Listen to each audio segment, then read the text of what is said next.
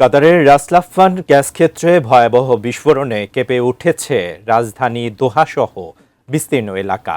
আকস্মিক এই দুর্ঘটনায় এখন পর্যন্ত আহত হয়েছেন প্রায় অর্ধ শতাধিক, এমনকি নিখোঁজও রয়েছেন বেশ কয়েকজন। পরিস্থিতি নিয়ন্ত্রণে কাজ করছে দেশটির বিশেষ বাহিনী। এ নিয়ে বিস্তারিত জানাচ্ছেন সাদিয়া সিদ্দিকা। মধ্যপ্রাচ্যের অন্যতম শীর্ষ ধনী দেশ কাতারে একটি বৃহৎ গ্যাস ক্ষেত্রে আকস্মিক ও শক্তিশালী বিস্ফোরণের ঘটনা ঘটেছে। স্থানীয় সময় ২১ জুন রাত 10:30টার দিকে ঘটা এই বিকট শব্দে রাজধানী দোহাসহ দেশের বিভিন্ন অঞ্চলের ঘরবাড়ির দরজা জানালা প্রবলভাবে কেঁপে ওঠে। হঠাৎ গভীর রাতে এমন অনাকাঙ্ক্ষিত ও ভয়াবহ শব্দে পুরো দেশ জুড়ে চরম আতঙ্ক ছড়িয়ে পড়ে।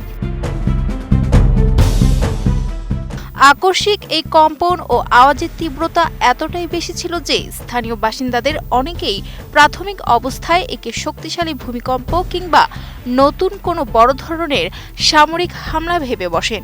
ভয়াবহ এই ঘটনার খবরটি বিশ্বব্যাপী দ্রুত ছড়িয়ে পড়ে, যা উঠে এসেছে দুবাই ভিত্তিক সংবাদ মাধ্যম গালফ নিউজের প্রতিবেদনে। বসুন্ধরা টিস্যু, অশুদ্ধতার বিরুদ্ধে এক বিন্দুও ছাড় নয়। ঘটনার পরপরই সামাজিক যোগাযোগ মাধ্যম সহ বিভিন্ন মহলে নানা গুঞ্জন, গুজব ও উদ্বেগ ছড়িয়ে পড়লে উদ্ভূত পরিস্থিতি সামাল দিতে দ্রুত পদক্ষেপ নেয় কাতার প্রশাসন।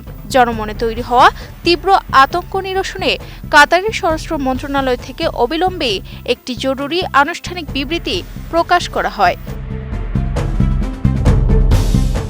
সেই বিবৃতিতে পরিষ্কারভাবে জানানো হয়, কাতারের অন্যতম বৃহৎ এবং প্রধান গ্যাস ক্ষেত্র রাস লাফানের ভেতরে মূলত একটি অভ্যন্তরীণ টেকনিক্যাল বা কারিগরি ত্রুটির কারণে এই আকস্মিক বিস্ফোরণের ঘটনাটি ঘটেছে। এটি কোনো বহিরাগত হামলা কিংবা প্রাকৃতিক দুর্যোগ নয় বলে নিশ্চিত করে কাতার সরকার। বিস্ফোরণের ভয়াবহতা এতটাই প্রবল ছিল যে ঘটনার কিছুক্ষণের মধ্যেই দুর্ঘটনাস্থলে বেশ কয়েকজন হতাহত হওয়ার খবর নিশ্চিত করে কাতার police.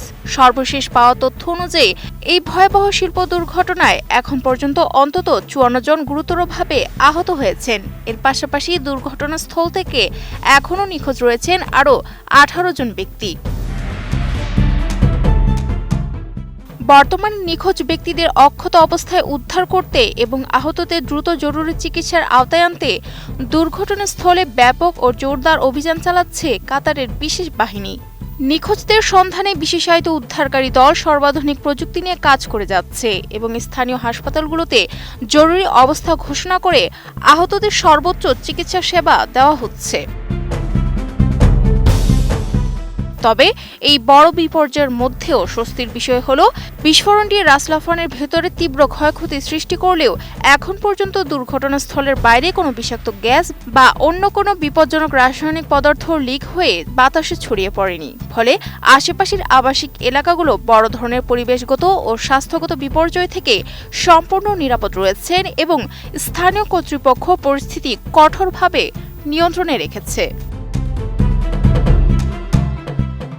Sadia Siddika, ATN news.